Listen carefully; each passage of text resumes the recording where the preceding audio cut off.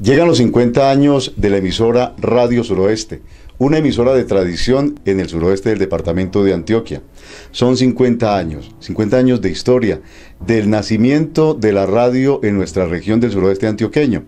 Y nos está acompañando una persona que conoce bastante del inicio de esta emisora, como quiera que es uno de los hijos del fundador de esta estación radial, del señor Antonio José Ramírez Martínez. Nos acompaña don Libardo Egidio Ramírez Zapata.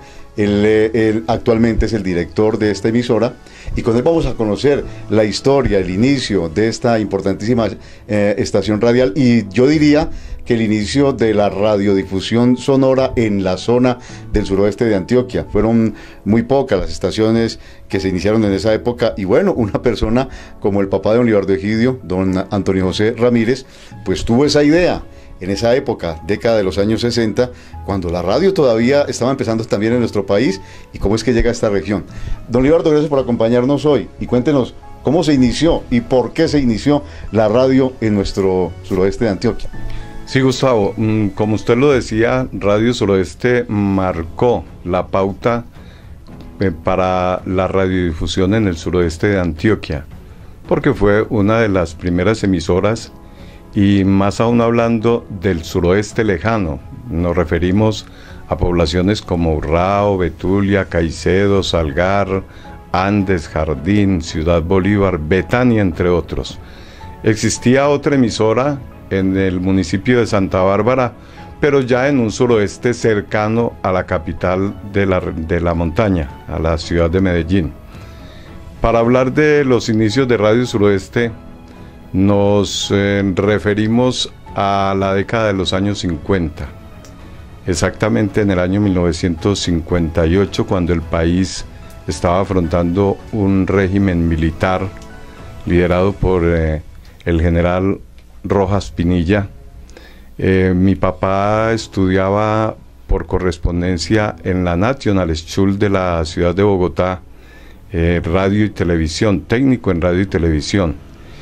Y se le dio, pues, como es lógico suponer, cuando las personas están con esa afición por determinada rama de la tecnología, el ir creando su propio equipo. Y ahí fue donde, en sus inicios y como prácticas, hizo un equipo de transmisión de radio en AM, y lo puso en funcionamiento acá en el municipio de Concordia en el año 58. Para esa época había un funcionario en los telégrafos, porque para esa época existían los famosos telégrafos, y el señor se llamaba Tristán Bermúdez y era muy aficionado a la locución. Él escuchó la idea de mi papá y que ya tenía el equipo en funcionamiento, y se le ofreció como locutor. O sea que realmente el primer locutor en lo que es la idea como tal de Radio Suroeste fue el señor Tristán Bermúdez, que hasta los últimos años me di cuenta que pasó sus últimos años de vida en el municipio de Titiribí, y como siempre recordaba mucho la emisora. O sea que realmente, pues nosotros tenemos como base la emisora que nació en 1968, pero fue la emisora ya con licencia y con permiso. La idea como tal fue desde la década de los años 50. Sí, efectivamente, la formalización de la emisora realmente fue en el año 1968, pero de verdad que hay que tener en la cuenta también lo que es la idea como tal y los verdaderos inicios, y estos se remontan al año 1958. ¿Y no hubo problemas en ese momento cuando un transmisor sin licencia, y en esa época pocas emisoras no los molestaban? Lógicamente que sí, Gustavo. Vale la pena destacar que para esa época, como lo anotaba, estaba al frente del país el general Rojas Pinilla. Ajá. Y lógicamente pues que ante una dictadura militar, como así se le denominó en su momento, estaban muy pendientes las autoridades de los medios de comunicación, y sobre todo los medios masivos de comunicación, y llegó a las altas esferas del gobierno el eco de que en Concordia había una emisora funcionando sin la respectiva licencia, e inmediatamente se ordenó la captura y el decomiso de los equipos. Mi padre estuvo detenido acá en el municipio 2 días, luego lo llevaron a la ciudad de Medellín, pero las autoridades locales que lo conocían muy bien y que sabían la procedencia y por qué él estaba operando esos equipos, pues hablaron por él y finalmente logró salir a la libertad. Le entregaron el equipo y él posteriormente se lo negoció con el fundador de los hogares juveniles campesinos, Monseñor Cadavid, que precisamente inició este movimiento de hogares juveniles en el municipio de Urrao. La emisora estuvo trabajando allá porque el clero sí tenía cierta prelación, y esa emisora, ese equipo como tal estuvo trabajando allá como hasta el año 1970. ¿Sabemos de cuánta capacidad era el equipo en ese entonces? Era un equipo de una cobertura local, o sea, hablemos de 150 a 200 vatios. Ajá. Bueno, pero ya nació la semilla entonces de la radio. Bueno, entonces ya su papá, ¿qué hizo para organizar una emisora ya, digámoslo, de una forma legal, con todas sus respectivas licencias y con los equipos que exigían para ello? Los siguientes 10 años siguió funcionando la idea en el cerebro de mi padre. Él una vez terminó el curso de técnico en radio y televisión, y una vez se graduó, montó su propio taller. Para esa época él combinaba el estudio a ser conductor de una de las famosas chivas que transportaba en servicio público la gente a la ciudad de Medellín. Y entonces combinaba esta actividad y seguía madurando la idea de darle a Concordia una emisora. Por allá en el año 1967 le vendió, en el buen sentido de la palabra, esta idea a otros 4 concordianos de extracción humilde, pero igual de emprendedores. Había 2 cafeteros, 2 productores, 2 finqueros, Rómulo Velázquez y Juan José Restrepo Ríos. Acogieron muy bien la idea. Un peluquero, el peluquero tradicional y reconocido y muy querido en el pueblo, Pedronel Ruiz Vélez, y un primo de él, Andrés Vélez. Ellos acogieron esta idea y cada uno aportó. Mi papá desde el punto de vista del conocimiento técnico, y procedió a vender una 1/4 parte del vehículo tipo escalera que tenían, y esa fue la inyección económica, el aporte económico de él. Don Rómulo sacó 8 o 10 cargas de café para esa época en la cosecha, y igual don Juan José Restrepo Ríos, que era dueño de la finca La Mariela. Era una persona con un terreno pues para esa época muy productivo. Y Pedro Ruiz aportó capital y el local donde comenzó a elaborar Radio Suroeste. Andrés Vélez no tenía muy buena afluencia económica, pero sin embargo también hizo su aporte, y eso lo distribuyeron de acuerdo a las acciones que cada uno iba a tener.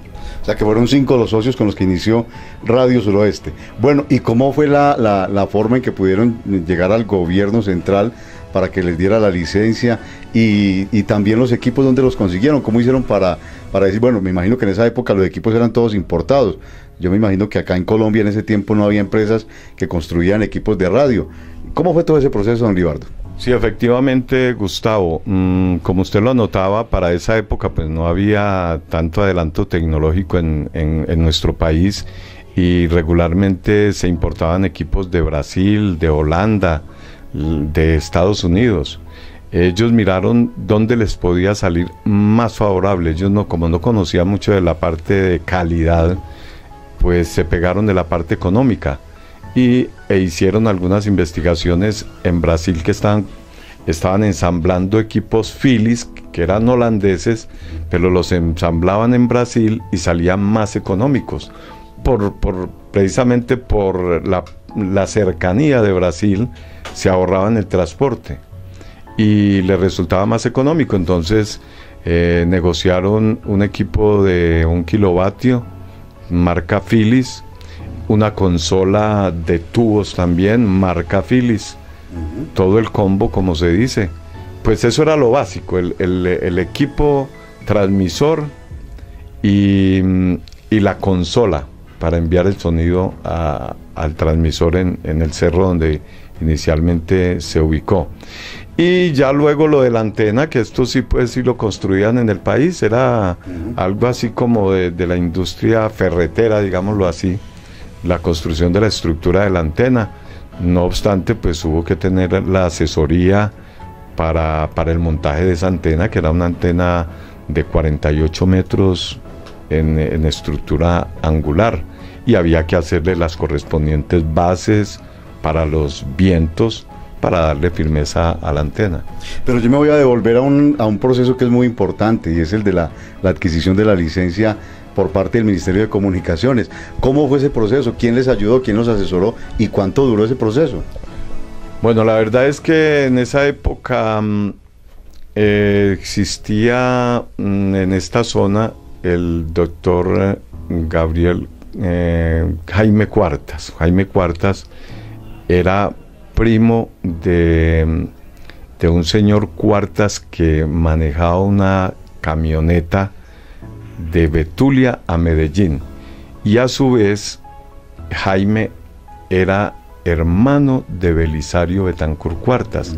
Para esa época Belisario Betancur había sido ministro, había estado en las altas esferas gubernamentales, y entonces a través de Jaime, su hermano, se hizo esa relación para que Belisario colaborara en la gestión y el trámite para la respectiva licencia, y por lo menos en el año 68, a mediados del 68, don Jaime logró que le autorizaran adquisición de equipos con miras a posteriormente, y de acuerdo a las señales de prueba, proceder el ministerio a otorgar la respectiva licencia, lo que a la postre se logró a finales del año 1968.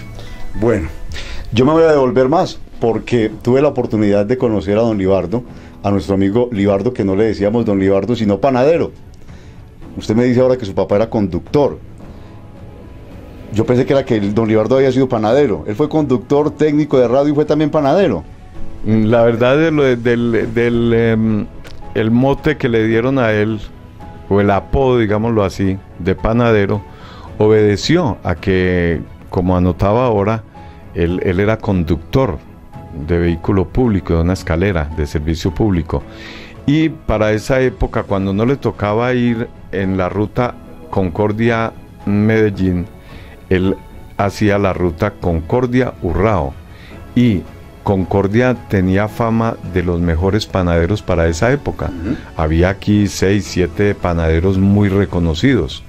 Entonces, de Betulia y Urrao se abastecían lo que tenía que ver con panadería del municipio de Concordia. Entonces, en ese vehículo tipo escalera, los panaderos enviaban sus pedidos a Betulia y Urrao. Y cuando el carro llegaba a Betulia y a su vez a Urrao, la gente pregonaba: viene el panadero, viene el panadero. Y dejaron a mi papá panadero. Un panadero que no fue panadero, fue transportador de parva para esa época. Y así se quedó con ese mote con el que lo conocimos durante toda la vida en Radio Suroeste, como técnico de Radio Suroeste. Llega a Radio Suroeste en 1968, 1 de noviembre. ¿Y quiénes fueron los primeros locutores? ¿Cómo hicieron? A ver, Gustavo, para esa época su tío, Avelino Gutiérrez, que fue compañero de estudio, terminó bachillerato con mi hermano Hernán Ramírez Zapata. Ellos eran muy amigos de juventud y de la época de estudiantes. Terminaron el bachillerato y pues la posibilidad laboral en Concordia no era muy buena. Ellos se fueron a Medellín y se ubicaron como profesores en un colegio privado en Campo Valdés, pero económicamente no les garantizaban como para ser sostenibles allá en la ciudad. Cuando ya mi papá vio que era una realidad lo de la emisora, llamó a Hernán y le dijo: pues la verdad es que no vale la pena que ustedes estén pasando allá dificultades. Yo le voy a mandar un dinero para que hagan un curso de locución, porque aquí vamos a montar una emisora, y se vienen y laboran acá en su pueblo como locutores. Por la mente de ellos nunca había pasado pues ser locutores de verdad. Y así lo hicieron. Él les mandó el dinero, ellos hicieron el curso de locución. En esa época había un famoso locutor y productor de radio que se llamaba Efraín Arce Aragón. Ellos estudiaron en la escuela de Efraín Arce Aragón, que era lo más granado pues en la capital antioqueña y muy reconocido a nivel del país. Una vez hicieron el curso, se vinieron a esperar que ya se hiciera todo el montaje de la emisora, que finalmente se logró con la inauguración el 1 de noviembre de 1968. Ellos fueron los primeros locutores en compañía de otro concordiano, de una voz muy bonita, que era un locutor por naturaleza, era quien anunciaba las películas en el teatro, el que pregonaba las películas en el teatro, Juan José Herrera Holguín, de una excelente voz por naturaleza. Entonces fueron ellos los 3 primeros locutores. Resulta que otro concordiano que ya estaba en Medellín y estaba haciendo sus primeros pinos en La Voz de la Independencia, que era una emisora muy reconocida en Antioquia, Fabio Ortiz Gallego, pues sabiendo de la existencia de la emisora en Concordia, quiso también venir aquí a aportar también ya con su conocimiento mayor que el de Hernán y Avelino, y pues fue la oportunidad de que él entregara un poco de su experiencia radial para el aporte a Radio Suroeste. Vinieron después otros locutores. Al salir Juan José como anunciador de las películas en el teatro, había otro joven con inclinación a la locución y a la radio, que era Calab Arturo Mesarango.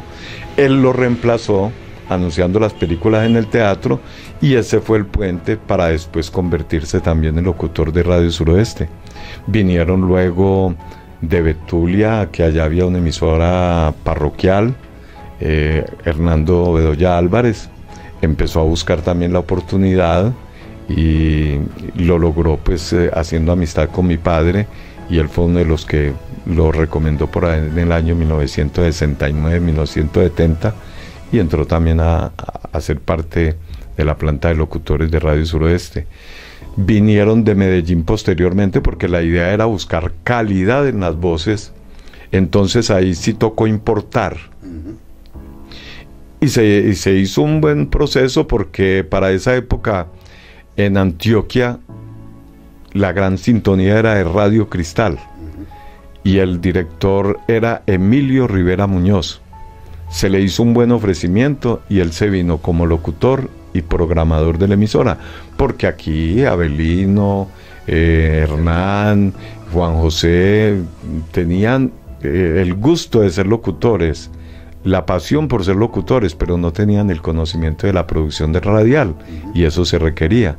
Entonces esa función vino a hacerla Emilio Rivera Muñoz, quien posteriormente, por su conocimiento, trajo a Román Cardona Vázquez, porque quería inyectarle buenas, excelentes voces y con experiencia, y trajo a Román Cardona Vázquez, muy reconocido en la radio en Antioquia, quien después fue radioactor en el elenco de Montecristo, como Celio Arruga, una excelente voz, y que también había ayudado a contribuir al éxito de Radio Cristal en su época de oro. Bueno, Radio Suroeste en esa época, 1968, 1969, llega la década de los 70, pocas emisoras en esta región del departamento, como nos lo decía don Libardo hace un momento, existía Radio Santa Bárbara y luego llega Radio Suroeste. ¿Cómo fue, don Libardo, esa acogida por parte de los oyentes? ¿Cómo la recibían? ¿Cuánta era la potencia que tenía la emisora, el cubrimiento a los municipios a los cuales llegaba? ¿Y cuál era la programación también con la que estaba llegando a todos sus oyentes? Sí, Gustavo, la emisora empezó con lo autorizado por el ministerio, 1 kilovatio, pero eso le permitía, por la altura, por la ubicación geográfica de Concordia, una cobertura muy importante en todo este suroeste, y definitivamente pues eso fue un boom impresionante. Comercialmente hubo muy buena respuesta de municipios como Fredonia, Andes, Ciudad Bolívar, Betania. Betulia fue excelente para la publicidad y el respaldo económico para la emisora.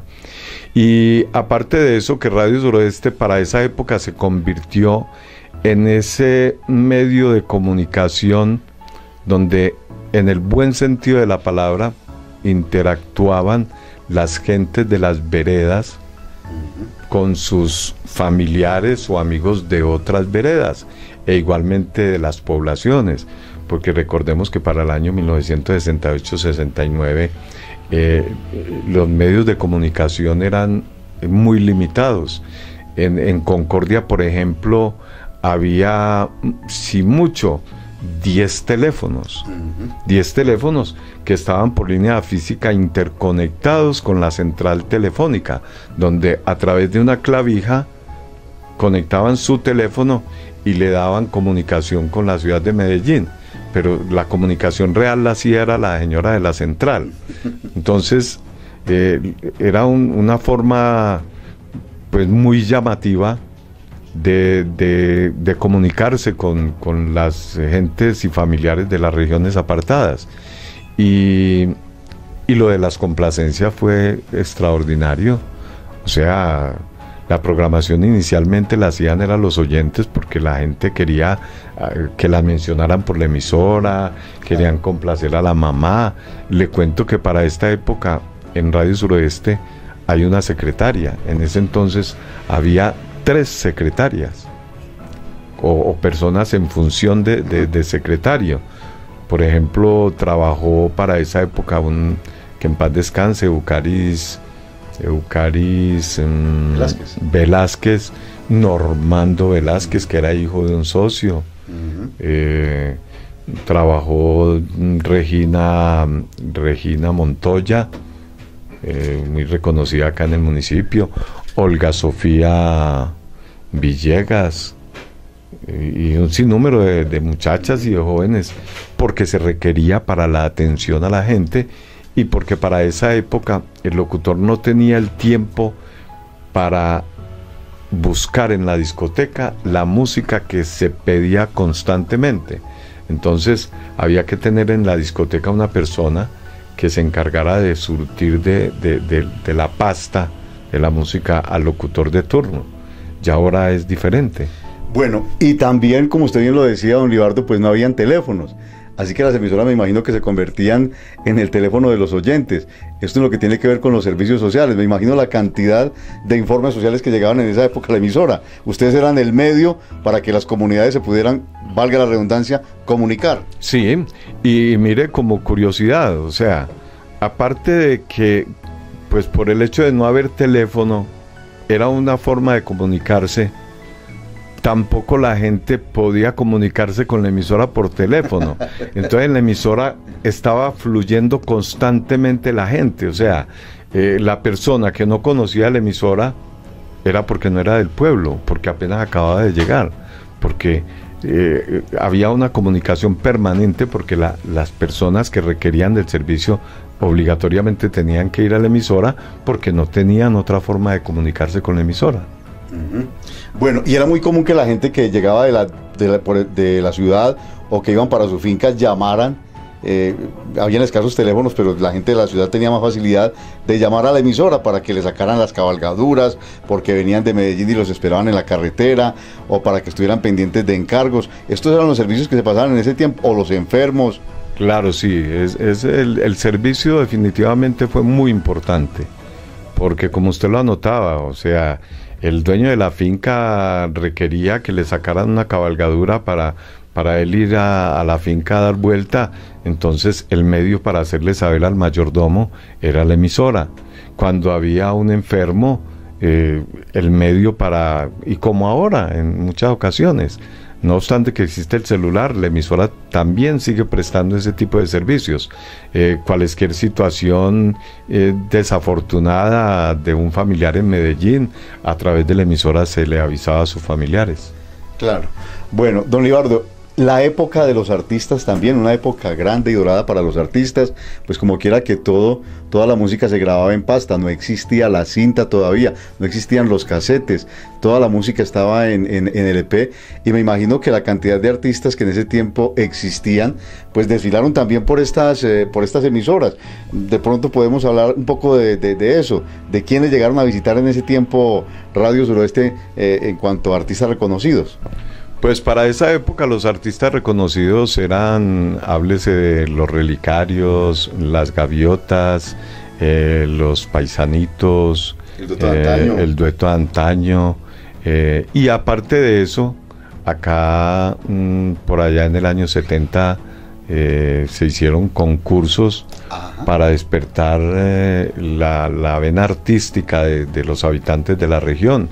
En 2 o 3 ocasiones, 2 o 3 años se hicieron concursos y de ahí salieron artistas que posteriormente grabaron. Muy bien, don Libardo, en esa época, pues bien como lo veníamos hablando, fue muy común los informes sociales, esos informes que se le entregaba a la comunidad. ¿Qué anécdota recuerda usted que le haya tocado vivir o que haya escuchado de otro compañero en esa cantidad de servicios que se enviaba a través de la emisora?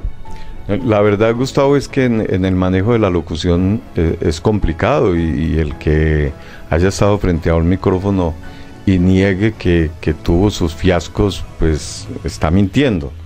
Yo recuerdo precisamente, y hablando ahora de lo que era el servicio social que siempre se ha prestado en la emisora, el mensaje a esas personas del campo.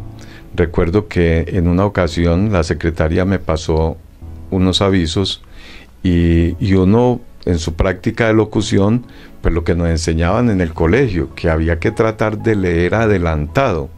Entonces yo aplicaba esa norma y resulta que el servicio decía: mucha atención al señor Tino Molina en Burgos, que mande por el abono. Yo me adelanté y vi que no lo hay. Entonces eso me produjo mucha risa. Claro. Cerré el micrófono, me reí y volví otra vez: al señor Tino Molina en Burgos, que mande por el abono, que no lo hay.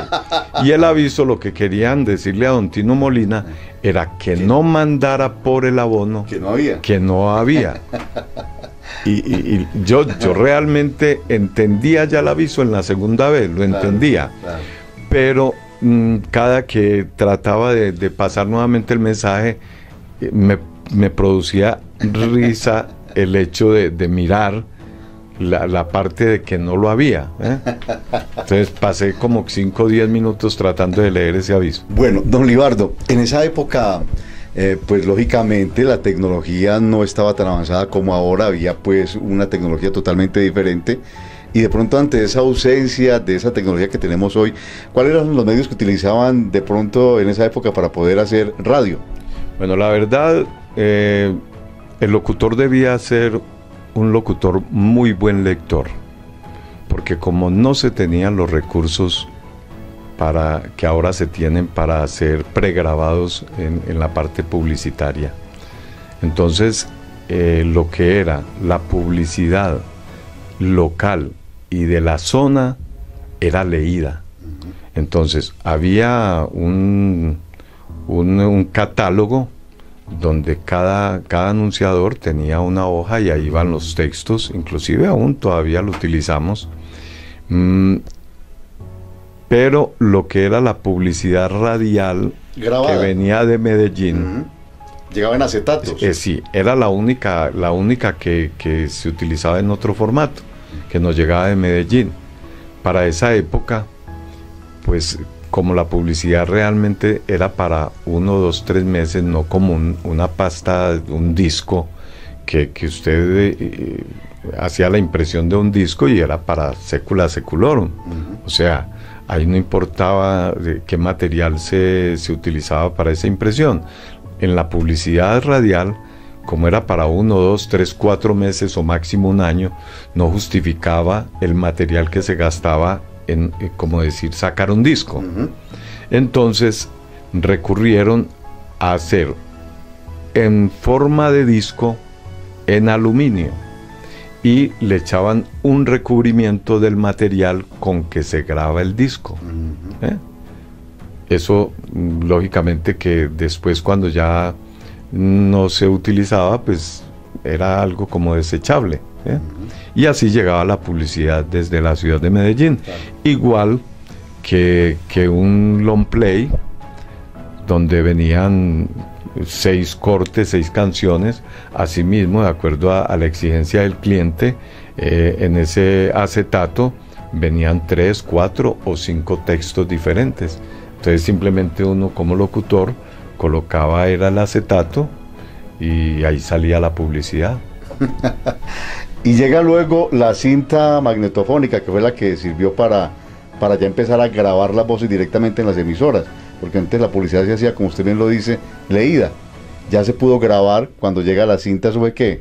Finales de los 70. En el año 72, 73 apareció la grabadora de carrete, que a su vez era la misma grabadora en la que empezaron a grabar en las disqueras.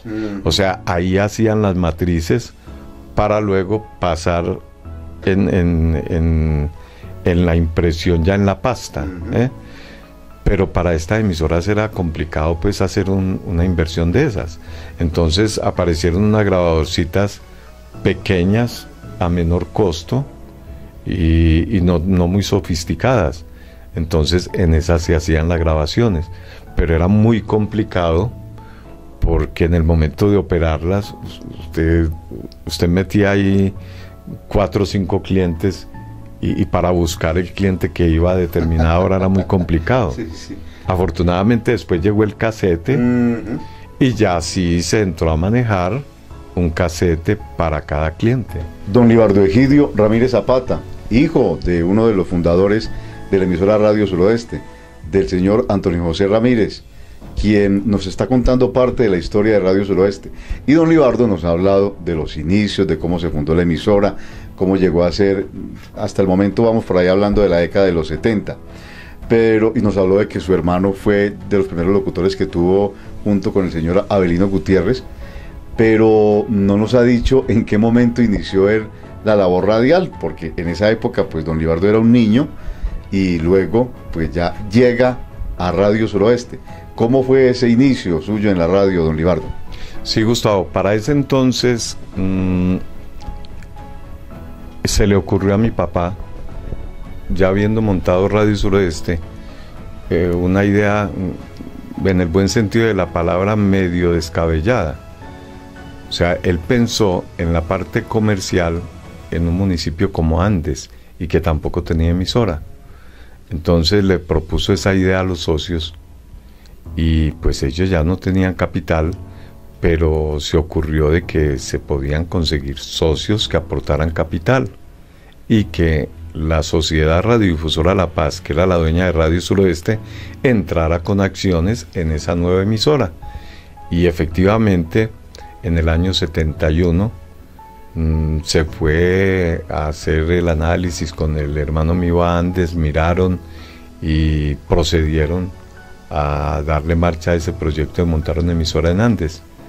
Entonces les tocó subarrendar a particulares Radio Suroeste. Una vez la subarrendaron, que ellos iban simplemente a percibir una suma determinada por el subarriendo y no tenían que ver nada con el manejo, se fueron al montaje de la emisora de Andes y para ese entonces yo estaba haciendo mi 3er o 4º bachillerato. Nos fuimos a vivir a Andes porque mi papá pues lógicamente se debió desplazar allá, mi hermano, nos fuimos para Andes, se fundó la emisora de Andes en el año 1972. Allá terminé mi bachillerato.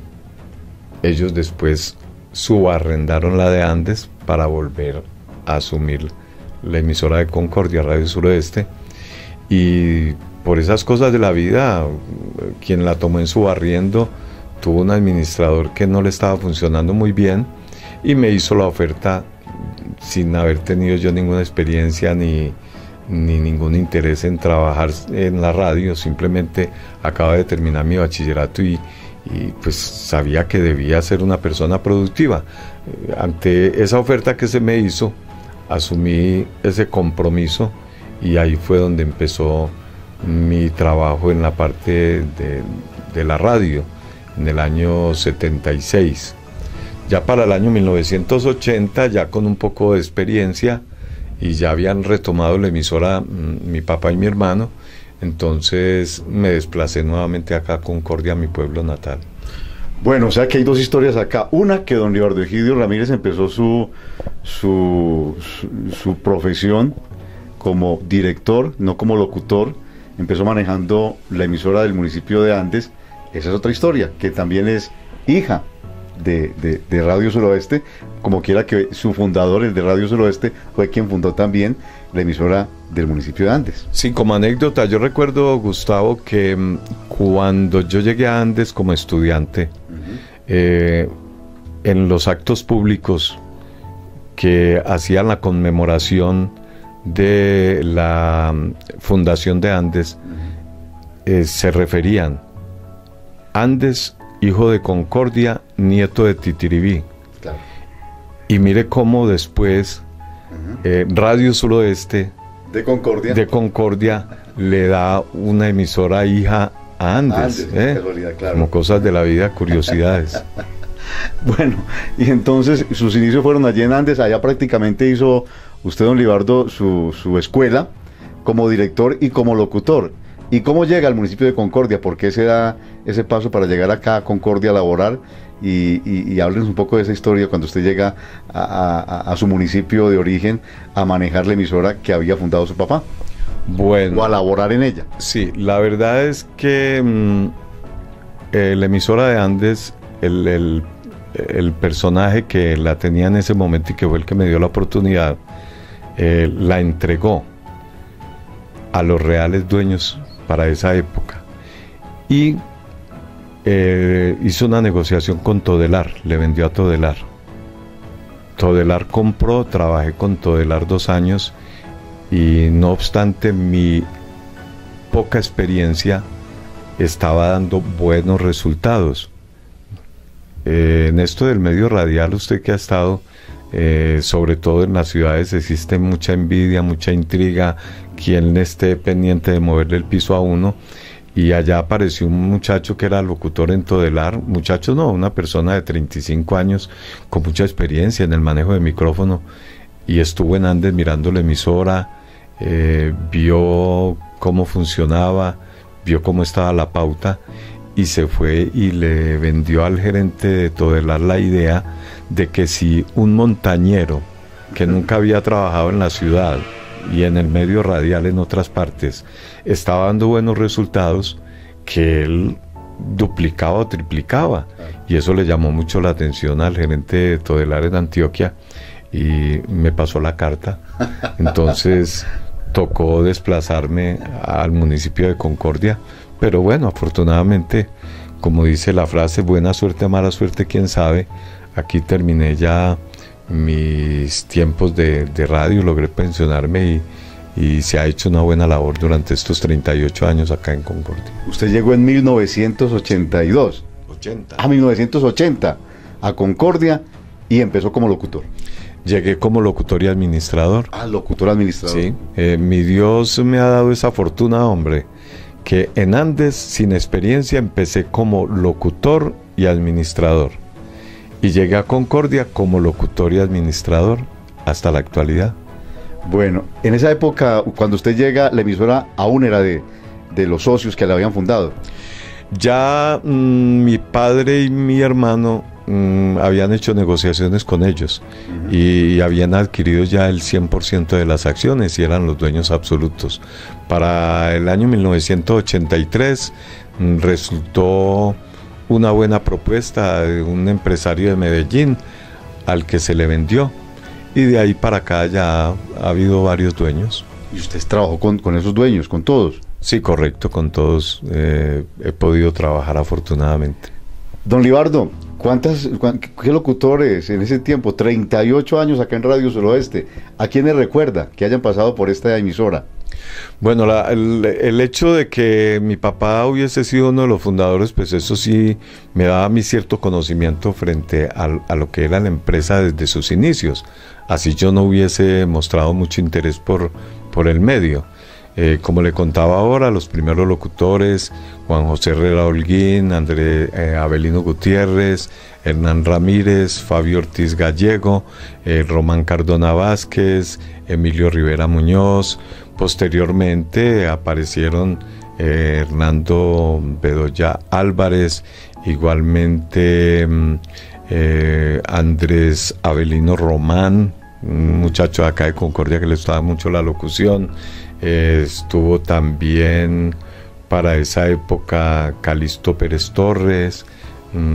Hace poquito murió otro muchacho de Caucasia, Ovidio Saltarín Hoyos, que lo tuvimos acá de locutor. Estuvo también Alberto Flores, Carlos Alberto Tobón González. ¿Empezó acá? Empezó acá, muy reconocido a nivel del departamento. Fernando Vanegas, a ver, ¿a quién más recordamos? En fin, han pasado un sinnúmero de... Patricio Velázquez, una institución en Radio Suroeste. Claro. Todavía lo recuerdan, todavía lo reclaman. En fin, han sido un sinnúmero. Radio Suroeste se ha convertido en todos estos años en una verdadera escuela de la locución en la provincia antioqueña. Estamos contando la historia de Radio Suroeste en compañía de don Libardo Egidio Ramírez Zapata, hijo de uno de los fundadores de esta emisora, y nos ha contado pues una cantidad de anécdotas y de situaciones que se dieron en el inicio de la radiodifusión sonora a nivel del suroeste de Antioquia. Bueno, don Libardo, usted 38 años en esta empresa, llegó como locutor, como director, los cambios que le ha tocado a usted durante todo este tiempo. Mire que ahorita hablábamos del acetato, de cuando llegó la cinta magnetofónica, la forma en que se grababa la publicidad, después llegaron los mini discs o los CDs, y el cartucho, que también era otra de las cintas que se trabajaban en esa época. Cuéntenos un poquito de cómo fueron esos cambios, cómo los fue percibiendo, y los últimos que llegaron en este momento, ya en esta última etapa en la que estamos o en la más reciente en la que estamos de Radio Suroeste, donde ya los cambios son ya un computador, donde tenemos la música, las promociones, todo se hace desde allí, digitalizado, y también los equipos que ya son equipos de transmisión de última tecnología, como quiera que son equipos de estado sólido, ya no son los equipos de tubos como se utilizaban en esa época, sino equipos mucho más modernos y que dan mucho más rendimiento y mejor calidad de sonido. Sí, definitivamente, Gustavo, la vida le da a uno esas oportunidades bonitas de ser testigo de tantos cambios en tan poco tiempo muchas veces. Yo recuerdo cuando llegué de Andes, pues en Andes yo tenía como la mayor posibilidad porque estaba trabajando con un medio como Todelar, que era una de las cadenas del país, fuerte, importantes del país en esa década de los 70 y 80. Entonces a mí me facilitaron allá mayor tecnología. La de acá, Radio Suroeste, estaba más quedada. Cuando yo llegué aquí en el 80, tenían, para grabar un comercial, tenían 2 grabadoras. En una se colocaba el fondo musical y en la otra se utilizaba el micrófono para grabar el comercial, o sea que se hacía la mezcla de la música con la voz del locutor, pero quedaba el ruido de cuando se le daba la tecla al play. Yo venía de allá ya con un sistema diferente. A mí me han proporcionado allá el famoso micrófono inalámbrico que apenas acaba de salir, y la conexión de un micrófono para una grabadora que para esa época salió la Silver 320, que normalmente las grabadoras traían entrada de micrófono y salida de audífono, no más. La Silver 320 fue revolucionaria porque traía entrada de micrófono, entrada auxiliar, que era una entrada de audio constante, y el audífono. Entonces yo llegué aquí y a mi hermano le dije: recojamos esta grabadora, esta no me sirve, vamos a hacer un canje con el almacén Galaxia de un señor que era gerente del banco, de don Gustavo Arcila. Hicimos un canje por publicidad, adquirimos 2 grabadoras y ya sí entramos a hacer unas grabaciones pues con un sonido más limpio. Posteriormente se adquirió una grabadora de cinta de buen calibre, de carrete, una TEAC, TEAC americana, y ya ahí se logró todavía mejor sonido. Pero la verdad es que la tecnología iba avanzando y nosotros siempre íbamos como quedaditos, hasta que llegó un propietario nuevo en el año 2011 muy aficionado a la tecnología, a la sistematización, y yo en el 2011 nunca había estado frente a un computador ni por curiosidad. Y este nuevo propietario entró con toda la tecnología y entonces tocó aprender de momento, muy complicado, pero bueno, todo era para beneficio de la emisora y como tal había que hacer el mayor esfuerzo para adaptarnos y a fe que lo logramos. Entonces se dieron ya cambios muy importantes en la emisora con la nueva administración y propietario. Se pasó del equipo de transmisor de tubos al equipo de estado sólido que ya en la radiodifusión en Antioquia y en el país venía funcionando hacía unos 10 o 15 años. Eso garantizaba economía en energía, en el consumo de energía, y pues también mejorar la calidad de sonido y cobertura. Y todo esto llegó en estos 6 o 7 años, bienvenido, para que Radio Suroeste siguiera de la mano con la tecnología. No obstante ser de provincia, estamos a la par con cualquier emisora de la ciudad de Medellín. Bueno, don Libardo, y son 50 años a los que llegamos ahora en este 1 de noviembre, que sea usted como director de la emisora, que le haga la invitación a la gente para que estén pendientes, porque vienen muchas sorpresas para este fin de año. Claro, es medio lustro que vamos a celebrar, o sea, la mitad de 100 años, son 50. Definitivamente el propietario o los nuevos propietarios han querido no dejar pasar por desapercibida esta celebración de los 50 años, porque solo se cumplen una vez. Y se está haciendo unos preparativos importantes, se están haciendo los contactos con artistas reconocidos y se está haciendo todo un montaje para a principios del mes de noviembre, que es precisamente el mes en que cumplimos los 50 años, hacer una buena celebración y por sobre todo compartir y participar a toda la audiencia, a toda la comunidad concordiana y del suroeste en esta celebración.